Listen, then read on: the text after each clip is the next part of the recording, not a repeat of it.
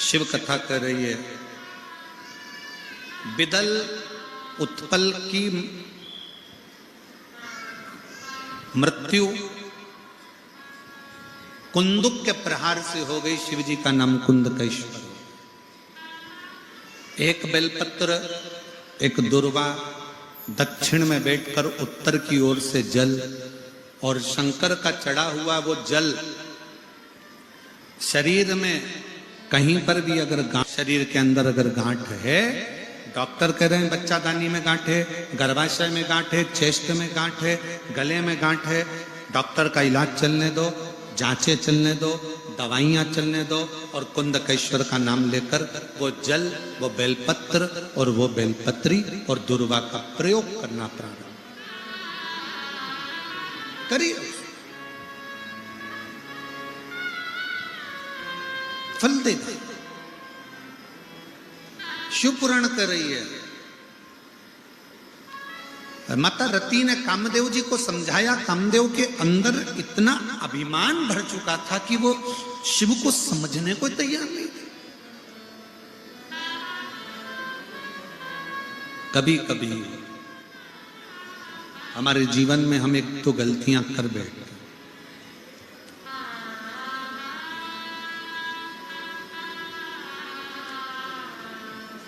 एक व्यक्ति ने सुहेला में पूछा था कि गुरुजी, आज का मनुष्य आपको कैसा दिखता है?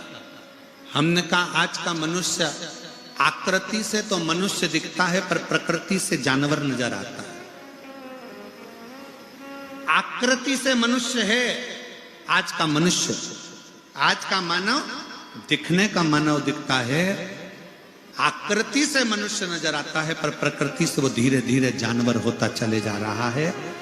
मांस का भक्षण करना, मदिरा को पीना, छोटी छोटी बेटियों को गलत दृष्टि से देखना, चोरी करना, गलत काम करना, झगड़ा करना, क्रोध करना, किसी को आड़ा टेढ़ा कहना, ये मनुष्य के लक्षण नहीं है। ये मानव के लक्षण नहीं है।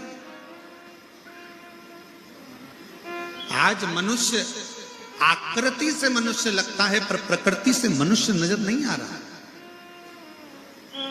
मांस का भक्षण करना यह मनुष्य की आकृति नहीं कहती है। खा रहे हो, मदिरा का पान कर रहे हो, गुस्सा कर रहे हो, क्रोध कर रहे हो, झगड़ा कर रहे हो, मार रहे हो, लड़ रहे हो, गलत गलत कर्म कर रहे हो, बेटियों पर गलत दृष्टि दे रहे हो, छोटी छोटी बच्चियों पर गलत विचार रख रहे हो, ये मानव की आकृति नहीं है, ये दानव की प्रकृति है। आप अपने आप को थोड़ा सा सुधारें। देखिए, हम तो यहां शिव महापुराण की कथा करने के लिए आए हैं। हम कोई संत नहीं है, हम कोई साधु नहीं है, हम कोई तपस्वी नहीं है, हम कोई बड़े साधक नहीं है, हम बहुत बड़े उपासक नहीं है। हम तो एक कथाकार हैं। महाराज जी केवल कथाकार, और कथा में वही आपके सामने लेकर आने का प्रयास करते हैं जो अपनी जिंदगी में, अपने जीवन में देखा गया और अपने जीवन से कुछ सीखा गया, तत्वों के माध्यम से। जब हमारे पिता चने का ठेला लगाते थे, स्कूल में हम जाते थे, दूसरे की किताब से पढ़ते थे, खाने के लिए कुछ नहीं रहता था, तब शंकर के मंदिर में जाकर एक लोटा जल चढ़ाया तो आज बाबा ने यहां तक पहुंचाया। तो हम ये जानते हैं कि साधारण कोई नहीं। आप यदि भोलेनाथ हमको भी जल चढ़ाने पर यहां तक ला सकते हैं, तो हमारा विश्वास करता है कि आपका एक लोटा जल भी आपको कल बदल सकता है।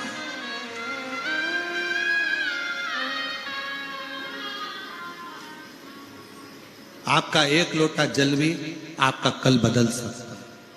सारी समस्या का हल एक लोटा, वो बल उत्पन्न करो। ये कल कथा विराम हो जाएगी। आज कथा तो हो ही रही है 2 बजे से 5 बजे तक टीवी पर, कल कथा 2 से 5 ही आएगी। पर यहाँ कोकपुर में कथा सुबह कितनी बजे होगी? 8 बजे से 11 बजे तक। 11 बजे कथा समापन हो जाएगी। कल 7 तारीख को 9 तारीख को एक दिन के लिए फरीदाबाद हरियाणा में एक दिन की 2 से 4 बजे तक प्रवचन रहेंगे शिव चर्चा का। 10 फरवरी से 16 फरवरी तक प्रयागराज कुंभ का मेला जो 144 वर्ष के बाद आया है। त्रिवेणी का संगम, पीपा पुल नंबर 1, सेक्टर नंबर 21, शिव कथा सुनने 7 दिन महात्रिवेणी के संगम पर सेवा। उस कथा का नाम दिया हमने सेवा शिव महापुराण। कि मंदिर में सेवा करने का क्या फल है, शिव का श्रृंगार की सेवा करने का क्या फल है, शंकर के मंदिर में 1 बाल्टी पानी भरकर रखने का क्या फल है, शिव जी की जलाधारी को साफ करने का क्या फल है। उस सेवा के फल को दो। और उत्तर प्रदेश वासियों, इस कथा को छोड़ना मत, दिल से सुनना। 1 बजे से 4 बजे तक त्रिवेणी के संगम से, प्रयागराज की भूमि से। वो कथा 16 तारीख को पूरी हो जाएगी। 17 तारीख से कथा तारा बाबा की कुटिया सिरसा हरियाणा में चालू हो जाएगी। वो 23 तारीख तक चलेगी। 25 तारीख से कथा सीहोर में कुबेरेश्वर धाम पर बाबा का रुद्राक्ष महोत्सव, जिसको देखने के लिए दुनिया तरसती है, वो शिव महापुराण की कथा रुद्राक्ष महोत्सव की प्रारंभ हो जाएगी। रुद्राक्ष महोत्सव की उस लीला का दर्शन करने के लिए भारत की भूमि से लोग कुबेरेश्वर धाम आते हैं। भले 1 दिन के लिए आए, 2 दिन के लिए आए, पर रुद्राक्ष महोत्सव का दर्शन करने के लिए आते हैं। कि आखिर वो रुद्राक्ष में ऐसा क्या होता है कि वो रुद्राक्ष पूरे साल बढ़ते हैं और लोग उसे तांबे के गलस में गलाकर पानी पीते हैं और रोग से मुक्त हो जाते हैं, लोगों की बीमारियां ठीक हो जाती हैं। उस रुद्राक्ष उत्सव का मात्र लोग दर्शन करने के लिए सीहोर पहुंचते। और महाराज जी, आपसे भी निवेदन प्रार्थना, पधारिएगा। अब की बार रुद्राक्ष उत्सव में आप भी 1 दिवस अवश्य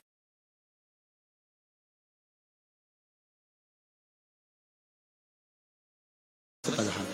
और मेरा निवेदन पूरे छत्तीसगढ़ वासियों से और पूरे टीवी चैनल के कथा श्रोताओं से, आप भी रुद्राक्ष महोत्सव में आकर दर्शन जरूर करें, श्रवण करें, अपने जीवन को उतारे, कथा रस तत्व को अपने जीवन को सार्थक करें। रति ने कामदेव जी को समझाया, पर कामदेव जी नहीं माने। आखिरी में कामदेव के भीतर का अभिमान जागृत हुआ और उन्होंने शंकर भगवान की समाधि को तोड़ा, तो जलकर भस्म हो गए। कामदेव स्वयं काम थे, इसलिए जल।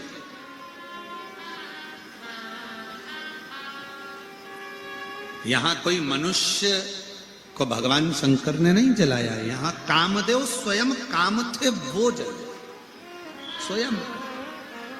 मेरे शंकर भगवान आसक्ति, लोभ, तृष्णा, वासना, काम, इसको जलाते बस।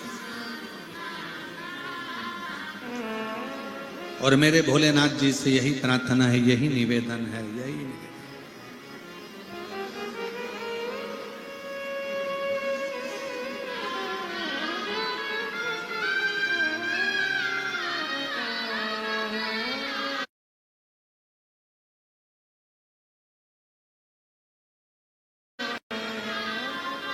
कि जितने संसार के शिव भक्त हैं, जो आपके ऊपर 1 लोटा जल समर्पित करते हैं, उसके भीतर की अभिमतता, उसके भीतर का अहंकार, उसकी काम, उसकी लोभ, उसकी आसक्ति, तृष्णा, वासना, सब जलकर भस्म हो जाए,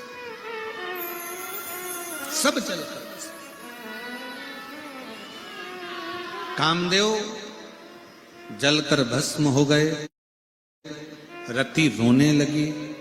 शिव कितने बड़े दयालु हैं कि रति को वर देते हैं कि तुम्हारा पति तुम्हें फिर मिलेगा, वापिस मिलेगा। और याद रखना, ये रति को नहीं, भगवान शंकर सबको कह रहे हैं कि मान लो शरीर में अगर कोई रोग लग गया, बीमारी लग गई, कोई तकलीफ आ गई, कोई कर्जा हो गया, कोई दुख आ गया, कोई कष्ट आ गया, घबराना मत। शंकर जी कहते हैं रति से, तुम आराधना करते रहना, तुम्हारा पति तुमको फिर मिलेगा। रति शंकर जी की आराधना में लीन रहने लगी तो शंकर भगवान की कृपा से भगवान कृष्ण के पुत्र के रूप में कामदेव फिर प्राप्त हो। उस रति को पुनः प्राप्त हो गए। उसी तरह जीवन में अगर दुख है, तकलीफ है, कष्ट है, बीमारी है, रोग है, कष्ट है, आप शंकर के मंदिर जाना मत छोड़िए, शिव की स्तुति करना मत छोड़िए, शंकर का गुणगान करना मत छोड़िए, शंकर पर एक लोटा जल चढ़ाना मत छोड़ो। शंकर भगवान तुम्हें उस दुख से हाथ पकड़कर बाहर जरूर निकाल देंगे, उस बीमारी से तुम्हें बाहर जरूर।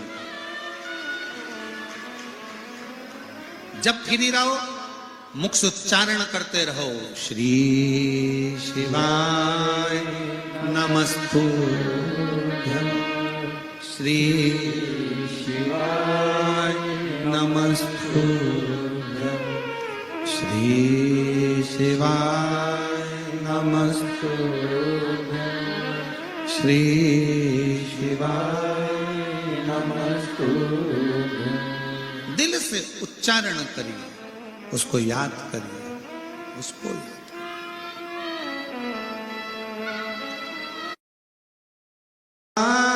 सहारा है मेरे भोले तेरा सहारा है, मेरी नैया का तू किनारा है, मेरी नैया का तू किनारा है, मेरे बाबा तुझे पुकारा है, मेरे बाबा तुझे पुकारा है, मेरी नैया का तू किनारा है, मेरी नैया का तू किनारा। समय आया, भगवान श्री गणेश जी महाराज का मंगल विवाह रिद्धि सिद्धि के साथ हो रहा है। गणेश जी पधार रहे हैं, रिद्धि सिद्धि के साथ जोरदार ताली बजाकर उनका स्वागत वंदन करेंगे।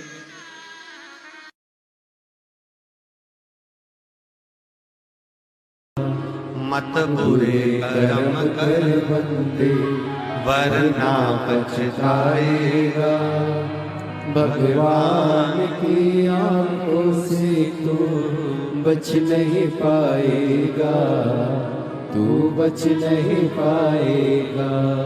आप जैसा कर्म करेंगे वैसा फल मिलना है, वो फल प्राप्त ही होगा।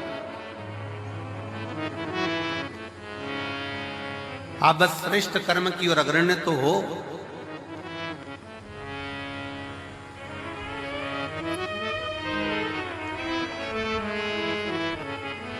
शिव महापुराण की कथा कहती है सत्य टिकता है और असत्य मिटता है। सत्य टिक जाता है, बहुत लंबा टिकेगा।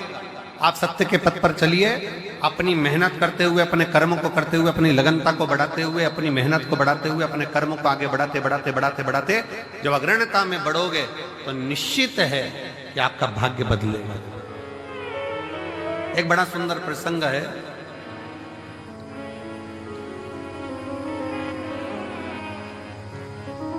माँ जगतजननी जगदम्बा अम्बा माँ पार्वती जी बैठी हुई,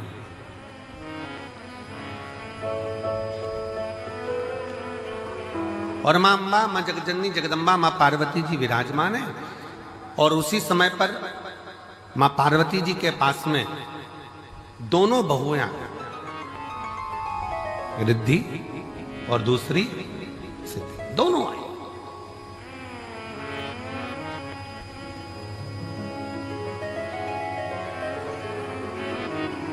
दोनों बैठी, प्रणाम किया।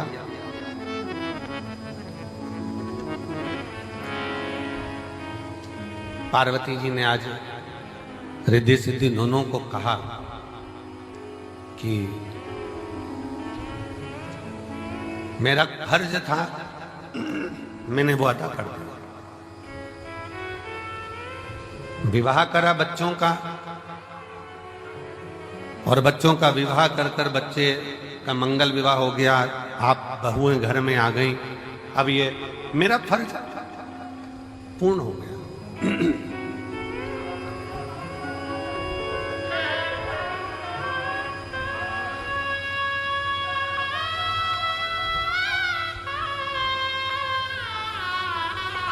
मेरा फर्ज मैंने अदा कर दिया, बहुएं घर में आ गई हैं, अब मेरा कर्म पूरा हो गया। तो रिद्धि सिद्धि में से रिद्धि ने भगवान शिव जी के सम्मुख में, भगवान शंकर तो थे नहीं, मां जगत जननी जगदम्बा पार्वती जी विराजमान थी, मां अंबा बैठी हुई थी, और मां अंबा से निवेदन करा रिद्धि, मां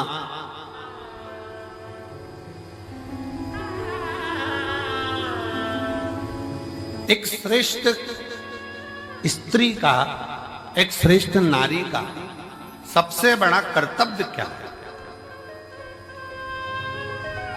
एक श्रेष्ठ स्त्री का, एक श्रेष्ठ नारी का सबसे बड़ा कर्तव्य क्या है? एक स्त्री अपने कर्तव्य का निर्वहन कैसे करे, उसका सबसे प्रबल कर्तव्य क्या है? और ये केवल एक रिद्धि के लिए नहीं, माता रिद्धि के समय की बात नहीं, ये हुआ था भगवान दशरथ जी के सामने भी। दशरथ जी के सामने प्रसंग आया, भगवान दशरथ जी महाराज के सामने बहुओं के सम्मुख में आई, तो बहुओं को देखकर दशरथ जी महाराज ने विचार करा कि माता केकई ने तो शीश महल दे दिया है, कौशल्या मैया ने भी सुंदर उपहार दिया है, मुख दिखाई नहीं, माता सुमित्रा जी ने भी बहुत कुछ दिया है, मैं अपनी बहुओं को क्या दूं?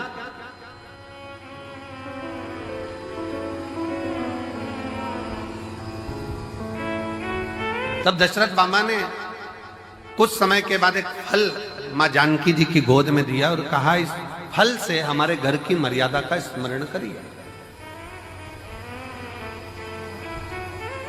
जानकी माता ने उस फल के टुकड़े करे और वो फल दशरथ जी के हाथ में ले जाकर दिया।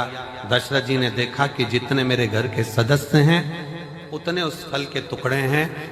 दशरथ जी ने अपनी बहू को साधुता दिया कि मेरे घर में जो बहू आई है वो श्रेष्ठ आई है। उसने ये दर्शाया है कि स्वयं अकेले नहीं खाना है, अपने माता पिता का संस्कार ये है कि घर में अगर थोड़ी सी भी सामग्री आए तो घर के जितने सदस्य हैं सब आपस में बांट कर खाएं, सब बांट कर खाएं। हमने पहले रुद्राक्ष उत्सव में एक कथा सुनाई थी, 5 तरह के चोरों का, 6 तरह के चोरों का वर्णन करा था कि चोटे कौन कौन सी क्वालिटी के होते हैं। जिनके स्मरण में होगा उनको मालूम होगा कि चोर कितनी कितनी क्वालिटी के होते हैं, उनकी कथा हमने कही थी। दूसरे के घर में से चोरी धन उठाकर लिया है वो भी चोर है, दूसरे का पड़ा हुआ सामान उठा ले वो भी चोर है, किसी के घर में बिना पूछे घुस गया वो भी चोर है। ऐसे चोरों की अलग अलग क्वालिटियां बताई थी। उसमें एक चोट्टा और बताया, वो कौन सा चोट्टा था? बाजार गया, खाने का सामान लाया, चुपचाप से जेब में रखा, पत्नी के कमरे में चला गया, दोनों ने मिलकर खा लिया, अपने बच्चों को दे दिया और घर में बूढ़े माँ बाप भूखे बैठे हैं, समझ लेना चोट्टा है, चोर है, वो भी चोर।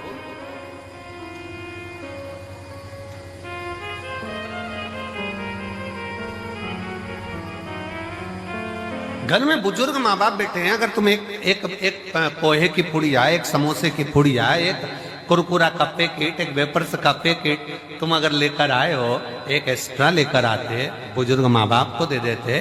शास्त्र कहता है बच्चा और बूढ़ा एक समान होता है, जितनी खाने की ललकता बच्चों में होती है उतनी ललकता बूढ़ों में भी होती है, बुजुर्ग में भी होती है।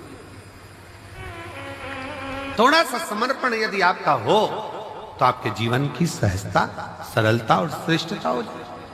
चोरों में भी ये चोर माना गया कि आप स्वयं खा रहे हो, स्वयं ले रहे हो, यहां तक कहता है स्वयं खा लेना सुकृति है, छुड़ाकर खा लेना विकृति है और बांट कर खाना यह भारत देश की संस्कृति है कि हम बांट कर खाएं।